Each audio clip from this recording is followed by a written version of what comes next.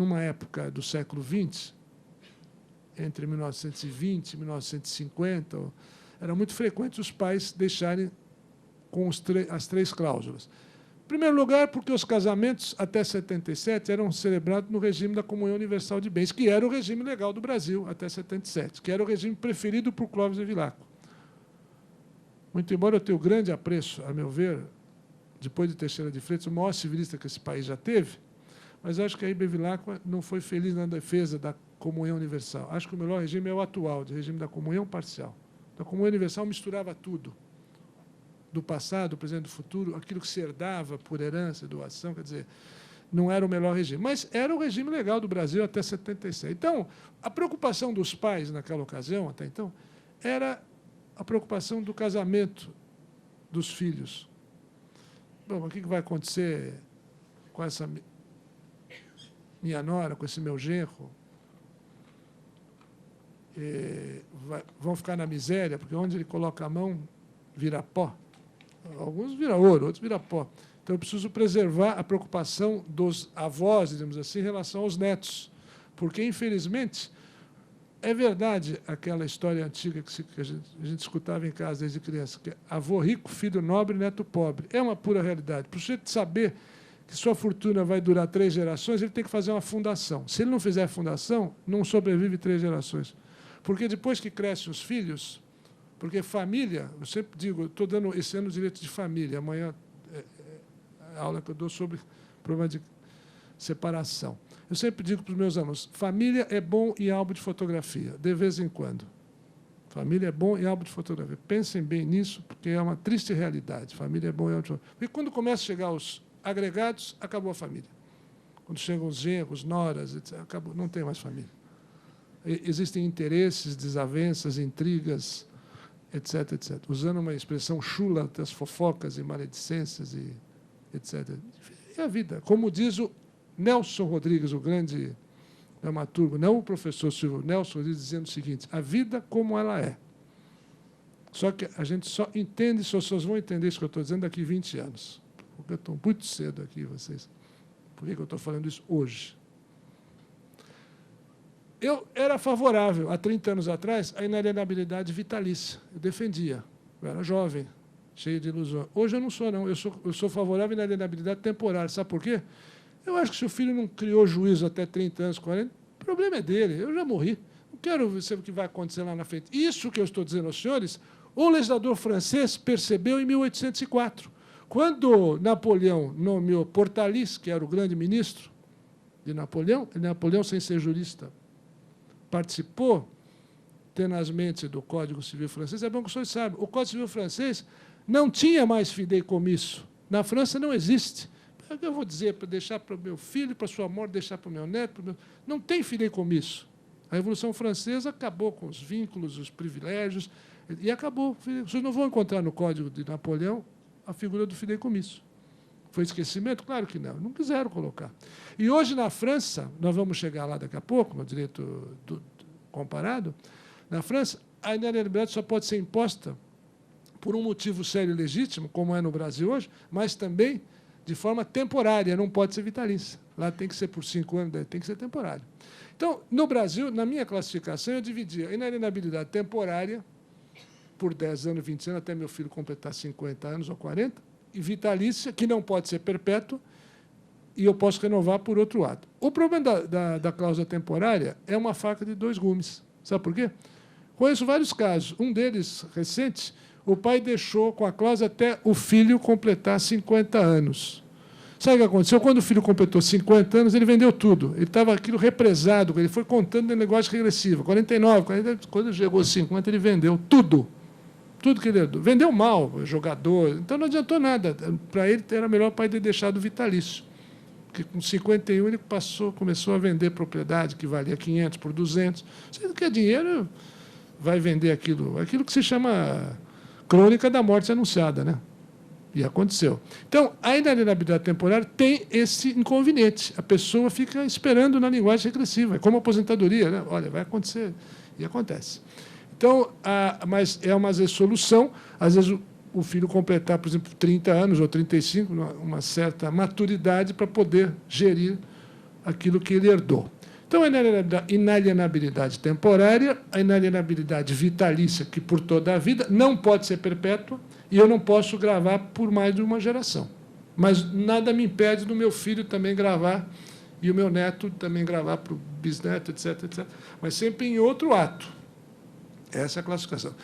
Agora, vejamos a diferença entre inalienabilidade absoluta e relativa. Absoluta é que se eu disser o seguinte: deixo todos os meus bens imóveis com a cláusula tal. Deixei tudo. Bens imóveis, e não discrimino. Então, atingi todos os imóveis. Eu posso colocar os imóveis, mas os móveis não. Então, se eu coloquei imóvel, que o imóvel não está vinculado. Essa é absoluta. A relativa é quando eu quero gravar alguns bens do meu patrimônio. Então, por exemplo, o apartamento da rua Doc Lobo, número tal, tal, vai ficar com a cláusula. O apartamento de São Vicente vai ficar com a cláusula. Se eu coloquei dessa forma, eu excluí os outros. Não, nós outros não ficaram com as cláusulas. Por isso é a distinção entre inalienabilidade temporária, melhor dizendo, absoluta e relativa. Então, nessa classificação, são os 4 tipos de cláusula. Muito bem. Então, a cláusula maior que a inalienabilidade, hoje, eu coloco com a cláusula de inalienabilidade, nem preciso colocar mais incomunicável e impenhorável, porque subentende-se que já estão incluídos na outra. Vantagens e desvantagens. A vantagem é uma só, quer dizer, eu não preciso, eu garanti o futuro do meu herdeiro. Mas é bom que os senhores saibam, quando nós estivermos estudando daqui a pouco a cláusula de impenhorabilidade, que ela perdeu muito sua razão de ser com a famosa Lei de Execução Fiscal de 1980. Sabe por quê? Porque a Lei de Execução Fiscal de 1980, no artigo 30, diz o seguinte, que a cláusula de impenhorabilidade não prevalece contra os débitos fiscais, seja da União, do Estado, do município, seja qual for a data que ela foi constituída. Olha que absurdo. A meu ver, isso é inconstitucional. Se os senhores forem no rodapé do Teotônio Negrão, vocês vão encontrar lá um acórdão que eu transcrevi aqui, criticando esse artigo 30, dizendo que mal redigida, até quase inconstitucional. Porque imagine os senhores que alguém fez um testamento antes de 1980, antes da Lei de Execução Fiscal. Vai ser atingido. Quer dizer, não houve má fé, não houve. Ele fez um testamento em 1970. E vem a lei de 1980 e diz qualquer que seja a data que foi constituída essa cláusula. Mas eu não quero falar sobre isso agora, porque eu não quero sair, ainda estou na cláusula maior da inalienabilidade. Então, da classificação da inalienabilidade, dos 4 tipos, eu vou agora, os efeitos dessa cláusula, eu vou então passar para a segunda cláusula, que é a cláusula de incomunicabilidade. E aí, na cláusula de incomunicabilidade, ela era muito importante até 1977, porque o regime de bens adotado no Brasil, até a lei do divórcio, era da comunhão universal de bens. Todos os bens se comunicavam. A partir de 77, dezembro, passou a ser da comunhão parcial. E o que dizia o Código Civil? Que o regime da comunhão parcial só se comunica com os bens aquestos onerosos, aqueles adquiridos na constância do casamento a título oneroso. Quer dizer, não se comunicam os bens adquiridos por herança ou doação. Isso é o que diz no regime da comunhão parcial de bens. Então, a cláusula de incomunicabilidade perdeu um pouco a importância, sim, a partir da lei do divórcio, sem dúvida. Mas e quem estava casado antes? Então, era importante. Bom, mas a cláusula de incomunicabilidade, no regime do Código de 16, nós tínhamos a súmula 49, que a cláusula maior engloba a menor. Mas a doutrina divergia a respeito desta abrangência. Por exemplo, o grande Carlos Maximiliano, que tem uma obra sobre sucessão, ele achava que não incluía. Ele falou, não, inalienabilidade é inalienabilidade, incomunicabilidade não se comunica, não abrange, uma não inclui a outra. Carlos Maximiliano, o grande autor brasileiro, ele achava que não. Para evitar esse tipo de confronto, veio a súmula 49, dizendo que a cláusula maior inclui a menor. E aí surgiu um outro problema interessante. Imaginem os senhores, meditemos em conjunto, imaginem os senhores que um pai tinha 2 filhas. Ele se dava bem com um genro, mas não se dava bem com o outro, por vários motivos. Para uma das filhas, ele deixava, no regime do Código 16, ele deixava com as 3 cláusulas. Para minha filha, fulano de tal, eu deixo gravado com as cláusulas dos meus bens imóveis, com as cláusulas de inalienabilidade, incomunicabilidade e impenhorabilidade. Para minha filha, fulano de tal, Deixa com as cláusulas de inalienabilidade e impenhorabilidade. E não coloca a palavra incomunicabilidade. Pelo sistema do Código 16, quando fosse abrir esse testamento, qual é a melhor interpretação? É aquela do Código Civil de 16 que diz o seguinte: na interpretação do testamento prevalece a intenção, não aquilo que está escrito. Lembram disso? Isso foi repetido no Código de 2002. Tem a regra. Só que hoje, esse pai não poderia fazer esse testamento. Sabe por quê? Porque, naquele tempo, era uma súmula, que não era lei, que dizia que a cláusula maior incluía a menor. Então, pela interpretação do Código 16, o juiz e quem fosse interpretar o testamento, não, para este genro não vai comunicar, porque ele deixou as três para o outro, não, ele deixou inalienável e impenhorável, mas não deixou incomunicável. Ele queria, a intenção do testador que era comunicasse para o outro genro ou para outra nora. Vocês estão entendendo? Mas, pela lei de 2002, ele não pode mais fazer isso, porque o artigo 1911 diz, com todas as letras, que a inalienabilidade inclui a incomunicabilidade. Uma coisa interessante. Hoje eu não poderia fazer, porque aí não seria interpretação. E aí cai na regra do caso Maximiliano. Se está escrito, cessa de interpretar. Quer dizer, o que está escrito na lei não tem interpretação. E aí está claro na lei, evidente, que a cláusula maior inclui a menor, artigo 1911. Então, vocês estão vendo que direito não é matemática. Direito, 2 e 2 pode ser 5, 6, 7, 4. Nunca é 4. É interessante. Você veja, uma coisa simples, mas que na interpretação, na exegese dessa interpretação do Código de 16 do Código de 2002, vocês estão vendo que a interpretação é diferente. Então, não prevalece não a intenção, porque no artigo 1911 diz que a cláusula maior, a de inalienabilidade, inclui a incomunicabilidade.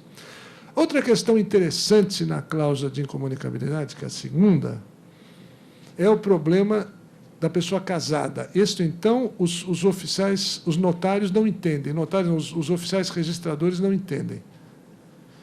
É interessante eles não quererem entender. Tem algum registrador aqui dentro? Não. Tem alguém? Não pode. Tem algum registrador? Não. Então, posso falar. São os príncipes da República, os maiores salários desse país, ganhando fortunas. É o ranço que nós damos dos portugueses. Mas tem que ser como eles querem. E quando eles querem exigir o CPF da minha bisavó, eu vou ter que ir atrás do CPF da minha bisavó. As exigências são muito grandes. Não tem concorrência, então pede, porque eu vou ter que cumprir, senão eu não registro. Muito bem. Os senhores registradores não conseguem entender um negócio simples, que se chama certidão de óbito. Eu explico por quê. Muitas vezes a pessoa é casada, recebe o bem com a cláusula de incomunicabilidade. Tive um caso concreto. Um senhor recebeu dos pais com a cláusula de incomunicabilidade. Ele, como donatário, qualificação dele, fulano de tal, casado com dona fulano de tal. Só que a dona fulano de tal, depois de uns anos, morreu. Claro que ele não colocou no inventário da mulher aquele bem, porque tinha a cláusula de incomunicabilidade. Aí ele quis vender o bem, só que aparecia como casado. Aí veio um luminar qualquer, não, o senhor tem que ter um alvará do inventário da sua mulher para conseguir a venda judicial. Mas como alvará? Isso não entrou no inventário da minha mulher, eu não posso ter alvará. O que é isso? Tem que ter uma solução. E eu dei a solução aqui. Eu li mais de 30 ou 40 livros e não achei. Eu, pela minha experiência profissional, encontrei a solução simples. Mas, não, quer dizer, simples porque eu bati o pé e falei, o senhor vai registrar. O que eu fiz? Eu fui ao registro imobiliário e falei, eu quero que o senhor me averbe a certidão de óbito da mulher dele, eu quero que ele fique viúvo. Não, eu não posso colocar isso só num próximo ato. Mas como o próximo? Não vai ter próximo ato. Ele quer vender a propriedade? Não, o senhor coloca isso na escritura de venda que a mulher dele morreu. Eu não queria averbar a certidão de óbito da mulher. Não, porque isso não dá para cobrar nada, né? Cobra a averbação, é uma coisa... Quer dizer, é uma teimosia extraordinária, quer dizer, era uma coisa simples. Eu digo aqui, basta averbar a certidão de óbito, não é o ovo do Colombo, não é isso. Quer dizer, ele era casado, passa a ser viúvo. E como que podia exigir um alvará de venda de um imóvel que não ia pertencer ao espólio daquela pessoa? Isso é um absurdo que aconteceu. Aconteceu. Outro absurdo que anda acontecendo em algumas comarcas do interior é o seguinte, a lei dos registros públicos é claríssima que quando ocorre a morte de alguém, basta algum interessado comunicar ao oficial do registro de imóveis, levar a certidão e vai falar, eu quero o cancelamento do vínculo. Pois uma cidade aqui da Grande São Paulo chegou para mim, não, aqui eu não penso isso, o senhor tem que pedir judicialmente o cancelamento do vínculo. Mas como vou pedir judicialmente? A lei dos registros, o artigo 250 é claríssimo, basta eu levar a certidão de óbito e o interessado e peço para que seja averbada a certidão de óbito, porque o sujeito morreu, e cancela-se o vínculo. Outro absurdo, quer dizer, e às vezes aqui eu penso assim, pensa-se, quer dizer, a lei, ora, a lei, eu penso assim, quem que lhe disse isso? Só faltou, quem que disse isso para o senhor? É verdade. Então, essa questão da incomunicabilidade, hoje, evidentemente que o problema, às vezes, pode parecer um negócio difícil, mas não tem nada de difícil nisso. Quer dizer, basta que se faça a averbação da certidão de óbito da pessoa. A pessoa pode vender normalmente, não tem que pedir alvará, porque aquilo nunca pertenceu àquela pessoa. Tinha cláusula de incomunicabilidade. Bom, passando da incomunicabilidade, porque depois ainda vou voltar a falar sobre isso, então nós temos hoje no regime de comunhão parcial de bens, que o Código de 2002, claro que manteve aquilo que dizia a lei do divórcio de 77, mas o legislador cometeu um cochilo grave. Numa das reuniões que eu tive com o deputado Fiuza, eu participava, não sei se o senhor sabe, eu fui da comissão oficial do novo Código Civil. E o deputado Fiuza solicitou-me para modernizar a linguagem do texto, porque não se poderia mais mexer na parte de mérito, porque tinha que voltar para a Câmara. Então, eu fiquei preso somente à modernização da linguagem.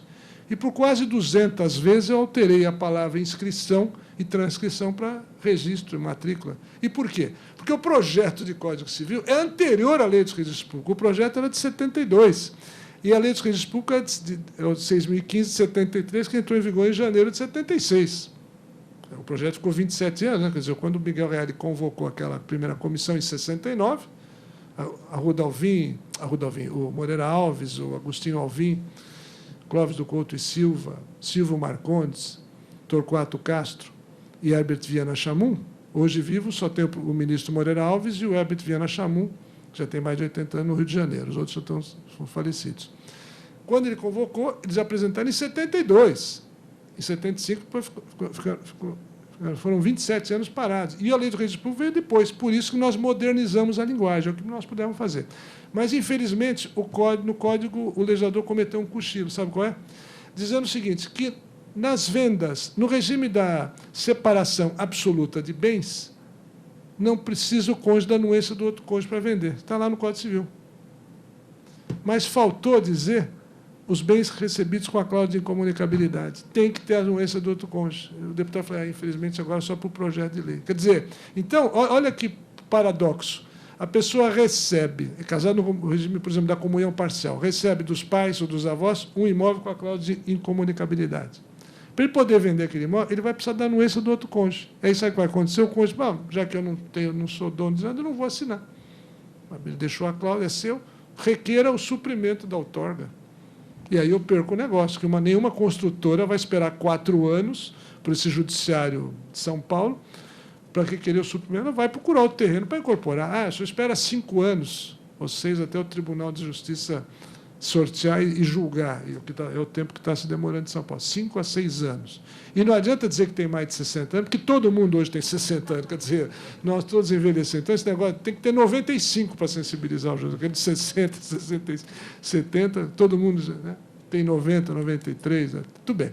Então, vejam que coisa incrível. Eu perco o negócio porque o outro cônjuge, não, eu não vou assinar para você. Não, acabou o casamento, mas tudo bem, mas já não devia estar bom, né? Estou com medo de... Então, essa questão da cláusula ficou um cochilo do legislador que o legislador devia ter dito. As pessoas casam no regime da separação e também, quando receberem bens com a cláusula de incomunicabilidade, não precisa no método faltoísta. Essa linhazinha, perco um negócio de milhões, às vezes. Infelizmente, só para o projeto de lei. O deputado mesmo falou, infelizmente, não vai dar. Bom, ainda sobre o tema, então, da incomunicabilidade, os temas mais importantes seriam esses, nós vamos passar agora à impenhorabilidade, a terceira classe. Esta é mais complexa, porque envolve matéria processual. Nós temos que estudar essa matéria não só sobre a luz do Código Civil, como à luz do Código de Processo Civil. Sabe por quê? Lá no Código de Processo Civil, e aí, por incrível que pareça, esse artigo não sofreu alteração. Então, é o 649, não é A, B, C, D, E, F, G, H, M, N, O, P. Não, esse ficou do jeito que era quando o Buzaide apresentou o projeto em 73. Por incrível que pareça, está lá, original, virgem, 1973. Artigo 649. Não pode ser, eu não trouxe o Código de Processo Civil, mas mais ou menos diz o seguinte: não pode ser penhorado os bens inalienáveis, declarados inalienáveis, e também, quando se trata de alimentos a pessoas a menores, o Código falava em mulheres desquitadas, hoje separadas judicialmente ou divorciadas, etc, etc. Muito bem. Não podem ser penhorados os bens declarados pela lei como inalienáveis. Muito bem. Essa questão da impenhorabilidade é um negócio muito sério. Em primeiro lugar, a cláusula sofreu um revés muito grande, como eu já eu falei há 10 minutos atrás, com o advento da Lei de Execução Fiscal, a Lei de 1980, o artigo 30, dizendo que podem ser penhorados, mesmo com a cláusula e tal. Onde foi feita onde foi estabelecida, não importa a data em que foi feita. Então, foi uma violência, mas sofreu esse revés, a cláusula de impenhorabilidade. Mas, quanto à questão dos frutos e rendimentos, a matéria é muito polêmica. Alguns doutrinadores, como Clóvis Bevilacqua, entendiam, lá no passado, de que se o testador colocasse o testamento, deixando com as cláusulas de impenhorabilidade extensiva aos frutos e rendimentos, desde que fosse explícita, não poderia haver penhora. Bevilacqua assim pensava. Celso Neves, o processualista, também assim pensava. O Bevilacqua entendia que, se eu não colocasse que era extensivo aos frutos e rendimentos, que eu poderia penhorar os frutos e rendimentos. Mas o Bevilacqua escreveu muito tempo antes do Código de 73, do Código de Processo. O Bevilacqua morreu em 1944. Ele morreu em 44. E o Código é de 73. E o Código de 39 dizia não tão explícito quanto o de 73. E como é que ficamos, então? Frutos e rendimentos, e essa discussão já era antiga, porque no próprio Supremo Tribunal Federal, o ministro Filadelfo Azevedo, na década de 40, juntamente, na época do trio de ouro, né? Eram Filadelfo Azevedo, Hahnemann Guimarães e Orozimbo Nonato, que escreveram o projeto de Código de Obrigações. O Filadelfo Azevedo dizia o seguinte, que era imoral, palavras de Filadelfo, num dos votos dele no Supremo, era imoral o credor o devedor viver na abastança e o credor não conseguir penhorar os bens do devedor. Ele dava o exemplo. O exemplo era o seguinte: o sujeito era herdeiro de uma fortuna incalculável, só que tudo clausulado, com as 3 cláusulas, frutos, rendimento e tal. Esse herdeiro era pródigo, estroina. Então, ele ia aos bancos e, com amizade com o gerente, naquele tempo não tinha um controle muito sério. Qual é o seu patrimônio? Não, eu sou dono desse prédio da Rua São Bento, esse prédio da Rua Direita, esse prédio... Só que era tudo bem fora do comércio, tinha as 3 cláusulas. E ele, por conta do gerente, sacava empréstimo nos bancos, e depois os bancos esbarravam na cláusula. Herdou por testamento do pai e não conseguia penhorar. Então, o Filadelfo fazia crítica. É imoral. E, às vezes, eu estou dizendo isso dos bancos, mas ele podia ir buscar dinheiro de um particular, mais popularmente chamado de agiota, porque o banco, a meu ver, faz agiotagem oficial. Quando o sujeito está com a barra suja, ele vai procurar o particular, porque o juro cobrado é o mesmo, apenas um chama-se agiota oficial, o outro particular. Então, na realidade, tem algum banqueiro aqui? Eu estou um pouco acre aqui hoje, um pouco acre, né? Mas o fato é que o Filadelfo diz o seguinte: é imoral o sujeito viver na abastança, o devedor, e o credor, às vezes, que tinha muito menos dinheiro que o devedor, não podia cobrar a dívida, porque esbarrava na cláusula. Havia má-fé daquele que ia buscar o empréstimo. Não, mas eu sou rico, eu herdei isso do meu pai, não herdou coisa nenhuma. Quer dizer, ele tinha, mas com a cláusula. Era bem fora do comércio. Então, quer dizer, o que quer dizer bem fora do comércio? Ele não pode ser fiador? Não pode ser fiador. Ele não pode ser avalista? Não pode, porque o bem dele está fora do comércio. Eu não posso dar garantia. É a crítica que se faz à cláusula de impenhorabilidade, que tira o bem do comércio, e os franceses falavam muito isso há 200 anos atrás. Quer dizer, o bem fica fora do comércio, e a crítica que se fazia às cláusulas é que o bem ficava fora do comércio por uma geração. Quer dizer, não traz receita para o Estado, porque, não havendo venda, não tem ITBI. Os 2% do intervivos, o 4%, sim, mas não tinha negócio. Aquele bem ficava fora do comércio por uma geração, se for vitalício. E na cláusula de impenhorabilidade, é justamente quando o Filadélfio criticava, havia as correntes. Umas entendendo que, se eu colocasse expressamente que estava extensivo aos frutos e rendimentos, eu não poderia haver a penhora. Mas como é que ficava o artigo 649 e 650 do Código de Processo Civil? Ali diz, com todas as vezes, não podem ser penhorados os bens declarados por lei inalienáveis.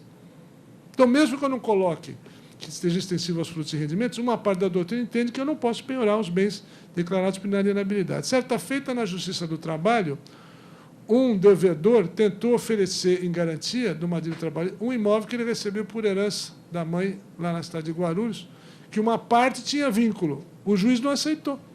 Ele falou, não, mas tem uma parte que está livre. Não quero saber, uma parte está livre, vai ter uma parte vinculada. Não aceitou, o senhor substitua o bem que o senhor vai dar, porque esse eu não aceito. Então, esse é o argumento que as pessoas falam, poxa, a cláusula atrapalha, às vezes, porque às vezes eu deixo de fazer um negócio. Eu posso querer dar hipoteca, não posso. Posso querer um empréstimo para comprar, não posso. Quer dizer, o bem fica fora do comércio. Mas acontece que, se os senhores colocarem os prós e os contra, tem muito mais pró do que contra. Sabe por quê? Porque nós vivemos numa sociedade de consumo. E vivendo numa sociedade de consumo, é aquela tal da lógica do português, né? Quer dizer, o senhor vai ainda até chegar a uma conclusão. Mas a conclusão é a seguinte: vivendo numa sociedade de consumo, o grande problema é que a pessoa que está acostumada na gastança, ela não se contém. Ela vai detonar mesmo. É com cheque sem fundo, o cartão de crédito, que não deixa de ser o dinheiro do papel, o dinheiro de plástico. E depois de 6 meses, ela vai ver suavemente alguma de suas propriedades irem para o espaço. Quer dizer, na realidade, vai haver uma penhora e o banco, ou quem quer que seja, vai executar aquele bem e vai levar à asta pública. Então, entre os prós e os contra, tem muito mais pró do que contra, porque, infelizmente, nós sabemos que nós fazemos e, tudo bem, o futuro Deus pertence, mas se nós temos filhos, bom, pelo menos, minimamente, posso preservar alguma coisa para o meu descendente. Então, qual é o pensamento do legislador? Que, se vivemos num país onde fica assegurado o direito de propriedade, está lá no artigo 5º, letra 24 da Constituição, fica assegurado o direito da sucessão, evidentemente que, ainda por enquanto, não temos aqui a herança sobre as grandes fortunas. Tema bastante delicado e perigoso, porque, para algum botocudo do Congresso, é capaz de achar que R$100 mil é grande fortuna. Evidentemente que, se você comparar com o salário mínimo, 100 mil pode ser muito. Então, quando eu digo algum botocudo, no sentido de que o que pode ser grande fortuna? 100 mil é aquilo que Platão já dizia 2.000 anos atrás, é a relatividade. O que é perto, o que é longe. Aqui nós estamos longe de Santo Amaro, mas estamos perto da Faculdade de Direito de São Francisco. Se eu estivesse hoje no Borba Gato, estaria bem perto de Santo Amaro e longe da Faculdade de Direito. Então, o que é rico, o que é pobre é a mesma coisa. 100 mil pode ser muito e 100 milhões não pode ser nada para o sultão do Brunei, tá certo? 100 milhões não é nada para o homem mais rico do mundo. Então, ou para o Bill Gates, o que são 100 milhões? Nada. Então, essa questão é delicada, a questão dessa herança das grandes fortunas, que para alguém lá do Congresso pode ser que 100 mil seja uma fortuna e 10 milhões pode não ser nada. Então, ainda não passou, mas tem esse movimento aí. A questão da impenhorabilidade, portanto, a doutrina está dividida. Aqui, eu não vou ficar lendo a opinião de 10 ou 20 autores que eu coloquei aqui, mas entre os processualistas, a coisa era muito antiga. Só para vocês terem uma ideia, nessa pesquisa que fiz, eu fui até 1917, quando, na vigência do Código 16, tinha um grande senador da República chamado senador Adolfo Gordo. Tem até uma rua em São Paulo, Adolfo Gordo. E, naquela época, já se discutia esse problema dos frutos e rendimentos. Depois disso, nos anos 40, essa discussão do Filadélfio Azevedo, e mais modernamente,